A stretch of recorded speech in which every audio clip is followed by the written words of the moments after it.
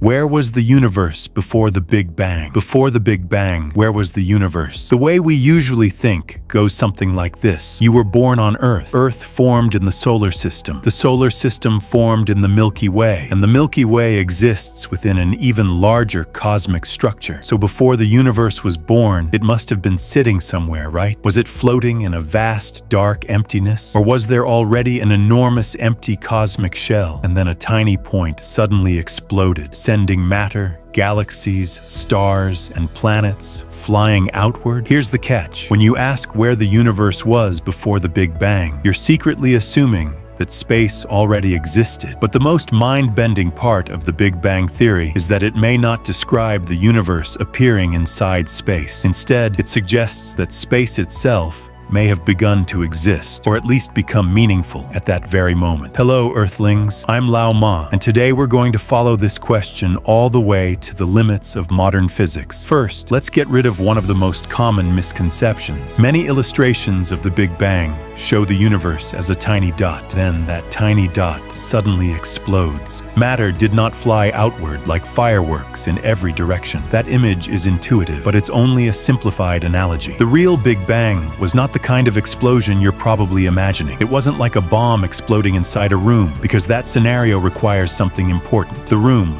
the surrounding space, already exists. The challenge with the Big Bang is that there may not have been an outside at all. More accurately, what we observe today is that the universe itself is expanding. Galaxies are not simply racing away from one another through a fixed, unchanging space. Instead, the very fabric of space between them is stretching. Imagine a loaf of raisin bread rising in the oven. The raisins are embedded in the dough. As the dough expands, the distance between the raisins increases. In a similar way, as space expands, galaxies become farther apart. But even this analogy only goes so far. Real bread expands inside a kitchen, and the kitchen exists outside the dough. The universe, however, may not have an external kitchen at all. So when we rewind cosmic history, the distances between galaxies become smaller and smaller. Temperatures rise, density increases. Eventually, we reach an extreme state that we commonly describe as the early universe. And if we try to push the story even further back in time, this is where the question starts to become dangerous. Not because the answer is too mysterious, but because the physical tools we have begin to break down. Many people have heard the term, the beginning. The moment we hear it, a familiar image appears in our minds. The universe started as an infinitely small,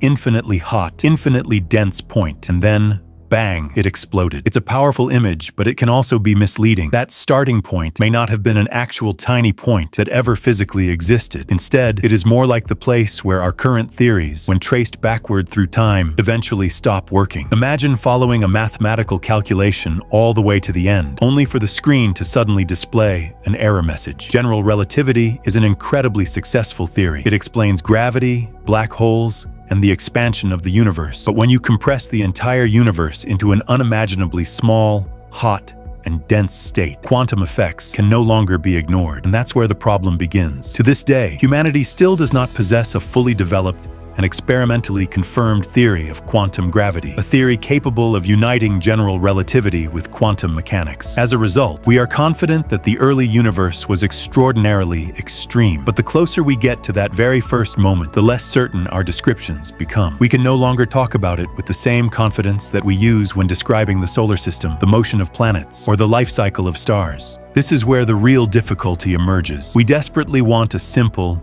satisfying answer. Before the universe, there was nothing. It's a powerful statement. It sounds definitive, but the problem is that the word nothing can mean very different things depending on the context. In everyday language, nothing usually means the complete absence of everything. No space, no time, no matter, no energy, and not even any laws of nature. But when physicists discuss the beginning of the universe, the nothing they refer to is often not this kind of absolute void. It may still contain mathematical structures. It may still involve quantum fields. It may depend on some deeper framework of gravity that we do not yet fully understand. In other words, the hardest part of understanding the origin of the universe is not that there is a hidden, mysterious answer waiting to be discovered. The real challenge is that the very words we use to describe reality begin to lose their ordinary meaning. Take the question, where was the universe? The word where requires space. Or consider the question, What happened before the Big Bang? The word before requires time. The moment you ask what happened before the Big Bang, you're already assuming that time is like a road stretching endlessly into the past. But if time itself is part of the universe, then that road may not continue forever. As we approach the beginning of the cosmos, the road itself may come to an end. One of the most famous analogies was proposed by Stephen Hawking. He suggested that asking what happened before the Big Bang is like asking, what is north of the North Pole? He wasn't saying that there is some forbidden place hidden beyond the North Pole. Rather, he meant that once you are standing at the North Pole, the very concept of north ceases to have meaning. Take a step in any direction, and you're no longer going north, you're going south. The beginning of the universe may be similar. We keep asking what came before the universe, but the word before may only have meaning within the universe itself. Of course, this does not mean that scientists have reached a universal agreement. In fact, the closer we get to the beginning of the cosmos, the greater the disagreements become. What follows are not established facts, but a few possibilities proposed by physicists standing at the very edge of our current understanding. The first idea is known as the no-boundary proposal. According to this hypothesis, the beginning of the universe may not be like a wall. Time does not necessarily march backward until it suddenly crashes into a hard boundary. Instead, the beginning may be more like the North Pole on Earth's surface. The North Pole is a special place, but it is not a cliff. You won't find a sign there that says, "The Earth ends here." If you try to go any farther, the map simply runs out. For the universe, that earliest moment may not be a boundary in the traditional sense at all. Near the beginning, time itself may stop behaving the way we understand it today. A second hypothesis is known as the Big Bounce. According to this idea, the Big Bang may not have been the first beginning. Before our universe started expanding, there may have been a previous universe contracting. As it shrank, its density increased, its temperature rose, and conditions became more and more extreme. But instead of collapsing into a state with zero volume, quantum effects may have prevented the final collapse. At some critical limit, the contraction could have been halted and reversed, triggering a new phase of expansion. If this idea is correct, then the Big Bang was not the first explosion that brought something out of nothing. It was the rebound, the cosmic bounce that followed the death of a previous universe. A third and even more ambitious idea is known as eternal inflation. In this picture, our universe may be just a single bubble within a much larger cosmic background. In some regions, inflation ends and a universe forms. In other regions, inflation continues, creating new bubbles over and over again. Each bubble could become its own universe, with its own cosmic history. Some might look very similar to ours. Others could operate under different physical conditions, with different particles, different forces, or even different versions of the laws of nature. In that vast cosmic landscape, our universe might be only one bubble among an unimaginably large collection of worlds. What happened before the Big Bang? The surprising answer is that the question itself may not make sense. Many people imagine the Big Bang as an explosion inside an empty space. But according to modern physics, space and time may have begun with the Big Bang itself. If time started there, asking what happened before it could be like asking, what's north of the North Pole?